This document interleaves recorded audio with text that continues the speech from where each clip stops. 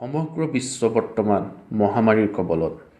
যি সময়ত দেশৰ জনতা বন্ধ কোঠাৰ ভিতৰত আবদ্ধ হৈ আছে, সেই সময়তে টিয়কৰ গ্ৰামাঞ্চলত এটি পৰিয়ালে হাতে হাতে টোপোলালৈ ঘূৰি ফুৰিছে।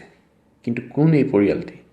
হয়, লকডাউনৰ ফলত খাটি খোৱা দৰিদ্ৰসকল যাতে খাদ্য নাটনিত নপৰে, তাৰ প্ৰতি লক্ষ্য ৰাখি টিয়কৰ এজন বিশিষ্ট ব্যৱসায়ী প্ৰতাপ শইকীয়া, তেওঁৰ পৰিবাৰ, তেওঁৰ 2 পুত্ৰ আৰু বোৱাৰীয়ে টিয়কৰ কলীয়াপানী অঞ্চলৰ প্ৰায় 400ৰো অধিক দৰিদ্ৰ পৰিয়ালৰ চোতালে চোতালে উপস্থিত হৈ চাউল, দাইল, মিঠাতেল, আলু আদি খাদ্য সামগ্ৰীৰ টোপোলা বিতৰণ কৰি মানৱতাৰ এক উৎকৃষ্ট নিদৰ্শন দাঙি ধৰিছে।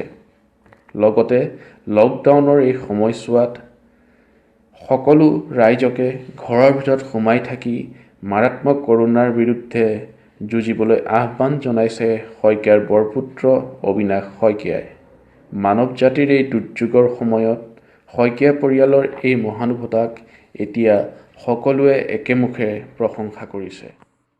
আমাৰ পৰিয়ালৰ তৰফৰ পৰা লকডাউনৰ সময়ছোৱাত কলীয়াপানী ওচৰ পাজৰ অঞ্চলৰ আমাৰ ঘৰৰ ওচৰ পাজৰ অঞ্চলৰ 400 পৰিয়ালক আমি সাহায্য বিতৰণ কৰিছোঁ।